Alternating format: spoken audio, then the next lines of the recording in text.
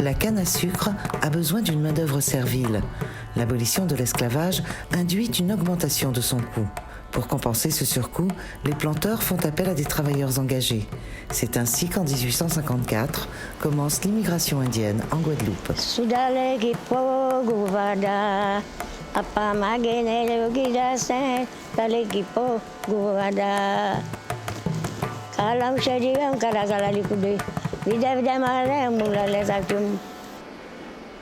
Le gouverneur indien lance en Inde l'opération recrutement. Donc alors, c'est une opération recrutement qui passe par des agences qui sont basées en Inde et qui sont en fait des commerces tenus par des Français installés en Inde qui sont sur ce business-là. Ils ont du personnel, très souvent du personnel indien, qui part un peu partout chercher des gens et leur raconte souvent des histoires de revenir debout. Et comme le besoin d'immigration de la Guadeloupe, et Martinique, Guyane, Réunion, pareil, rencontre la nécessité de l'émigration indienne, parce qu'à ce moment-là, les Indiens, beaucoup d'Indiens ont envie, ont besoin d'aller chercher fortune ailleurs, parce qu'en Inde, ils n'y arrivent pas. Donc il y a un petit peu sur ce marché du travail une offre et une demande. On leur fait miroiter plein de choses. Et donc ils y vont de bon cœur, si je peux dire. Très rapidement, ils réalisent que bon, c'est pas ça, c'est pas tout à fait ça, et c'est même pas du tout ça dans beaucoup de cas, mais ils sont partis.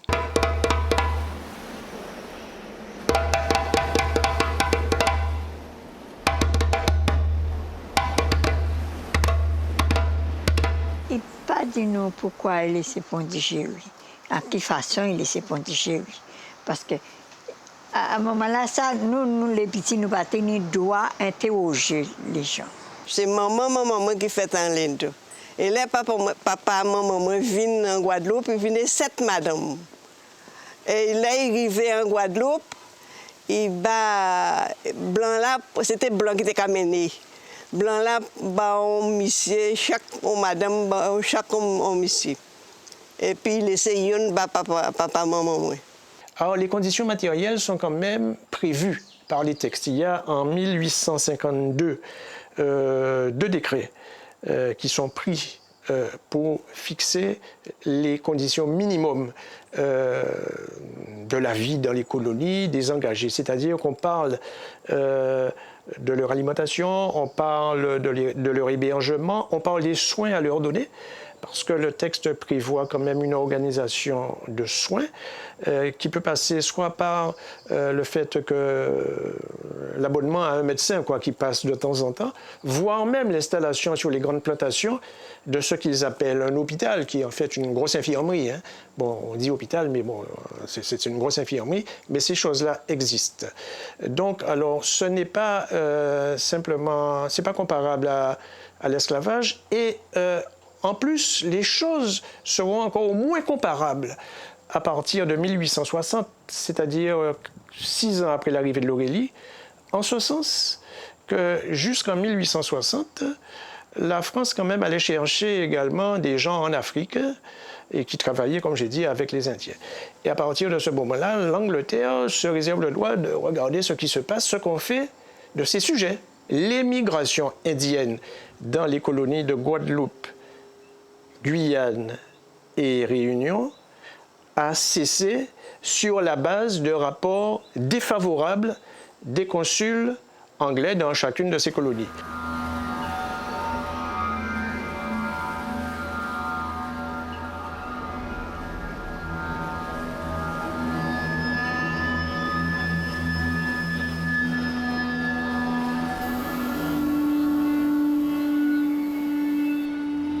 Mon grand-père travaillait sur l'habitation, plus ou moins, enfin, surtout à Saint-François. Et d'ailleurs, il est né à Cayenne. Et à l'époque, on ne disait même pas l'usine de Sainte-Marthe, on disait l'usine Beauvais. Donc c'était M. Beauvais qui était aussi maire, je crois, à l'époque, à Saint-François. Et de ce qu'il en disait, il en ressortait que la vie n'était pas si facile que ça, parce que les Indiens engagés étaient plus considérés comme des sujets de pouvoir que, franchement, des travailleurs. Donc, ils étaient corveillables pratiquement à merci. c'était une forme de servage qui avait remplacé l'esclavage.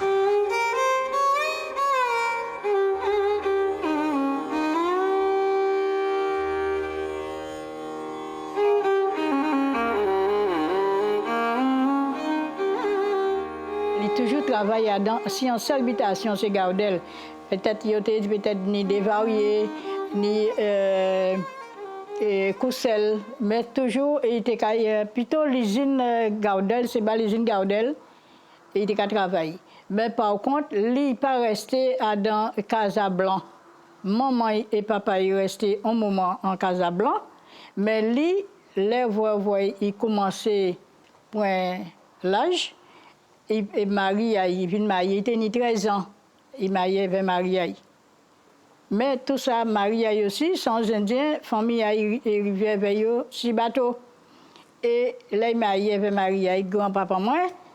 Et c'était en canard blanc là. Mais monsieur l'a dit, il ne peut pas rester en casier blanc. Alors, ils font en case angolette. Et c'est là qu'ils vivent avec grand-maman moi. Et c'est là qu'ils font tout ce monde. Mais son côté, il va crier à bamboche.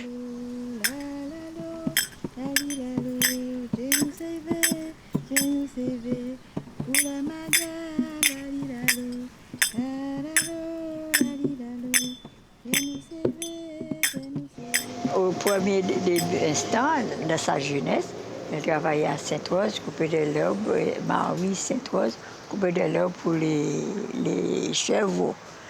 Et après, elle est montée ici, à Zevalos. Elle a terminé sa vie à Zevalos. Chez le jureur, c'était Ramad des jeunes de Gonfond. Et Ramad était jureur sur l'habitation. Et elle était servante et elle a fini sa jeunesse.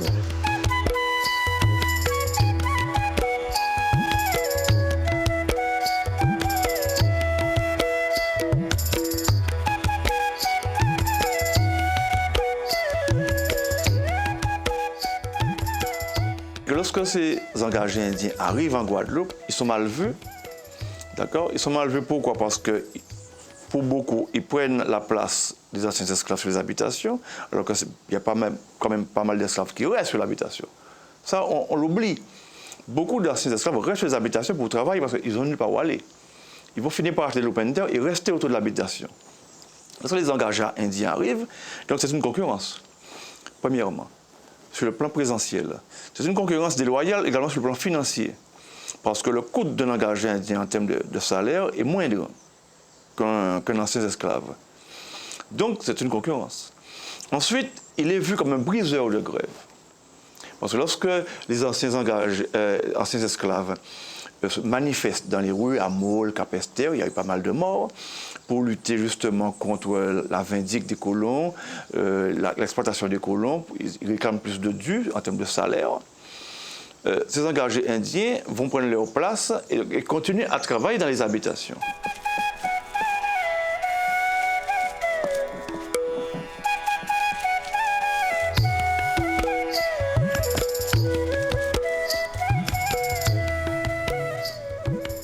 Ici aux Antilles, les Indiens vont faire dans le consensus culturel. Ils ne vont pas faire dans l'assimilation.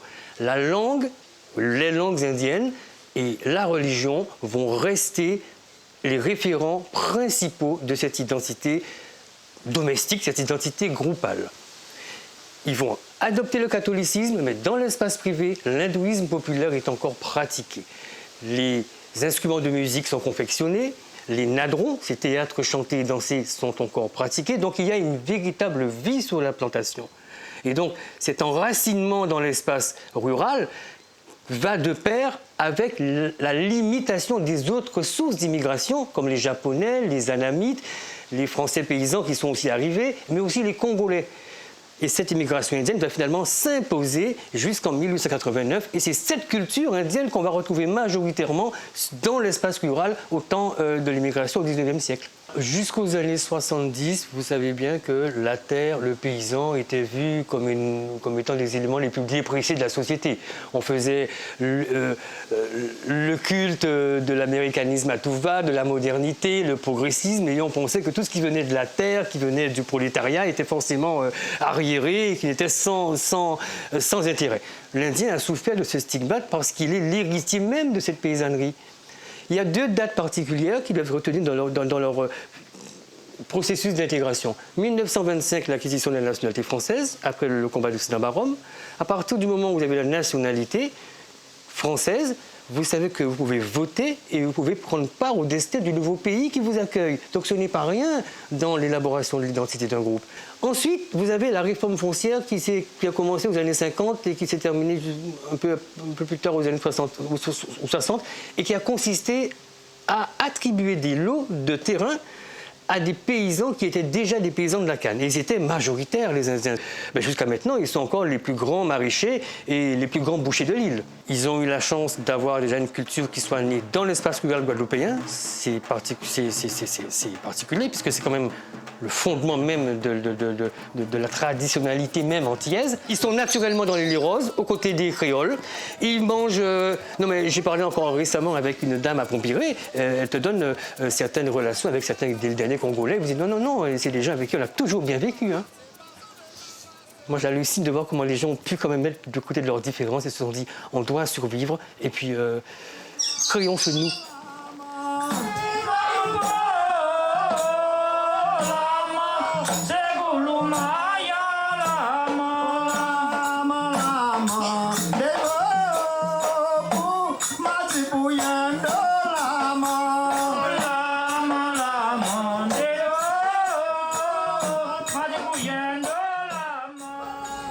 Le 24 décembre 1854, L'Aurélie accostait dans la rade de Pradapit.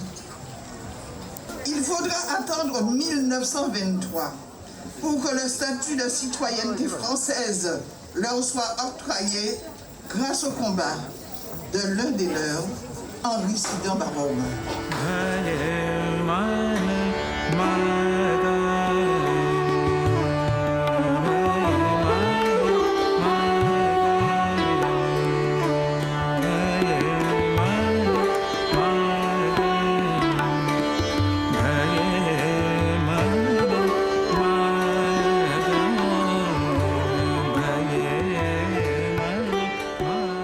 La population guadeloupéenne, c'est vraiment un mélange de culture, d'ethnie, de langue, de coutumes. Il n'y a pas une seule... La Guadeloupe, c'est pas juste un seul peuple. C'est un mélange, c'est un brassage. Et j'aurais aimé qu'on puisse reconnaître ça un peu plus.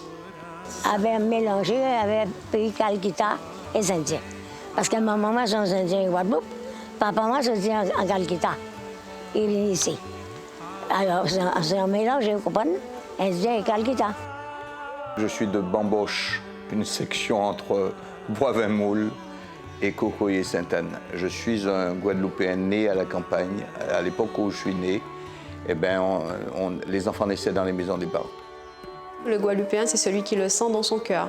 Le pays, c'est Guadeloupe.